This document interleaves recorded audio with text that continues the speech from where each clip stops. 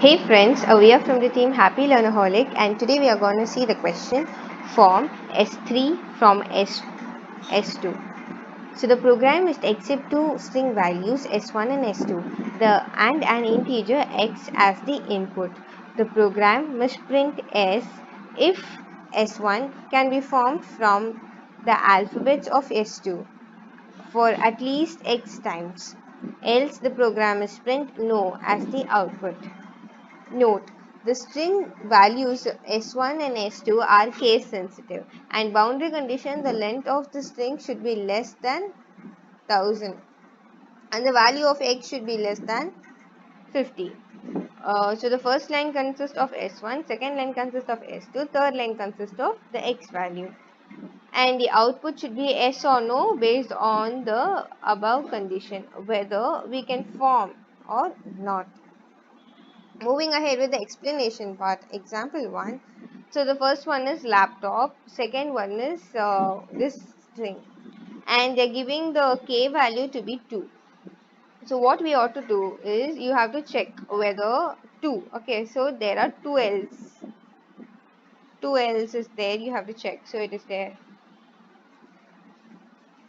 And then 2a, 2p,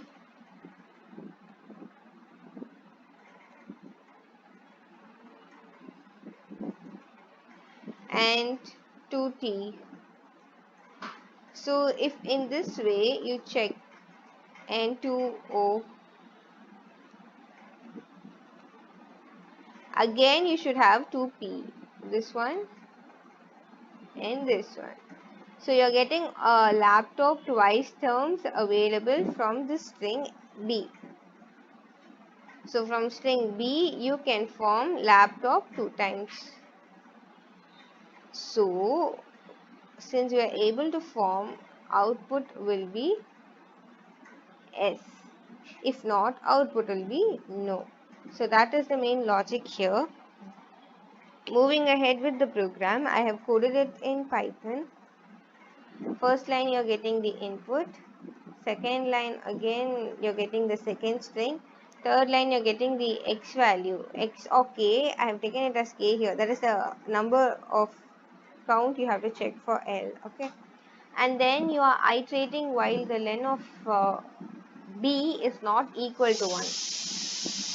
You're checking whether f is, initially you're having f is equal to 0, and then for I in range, I in a. So in this part you are checking for I in a. So first initially you will take laptop L, and then if I in B, so you are checking whether I is in B. If it is there in B, then you are removing the L, like this L will be removed off.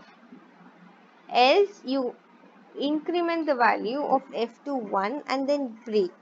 If the value, this break will come out of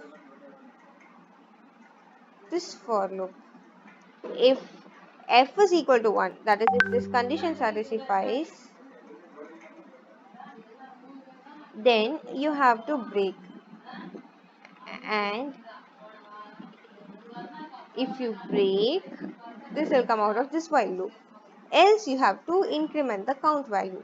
So you go on, do this, and if suppose, okay, you're going on and on doing this. If suppose the value of c is greater than or equal to x, when it will be greater, like if L is repeated 3 times in this string, it will be greater. So this is greater, you print S, else you will print no. So that's the program. I hope you get the output. See you in the next video. Thank you.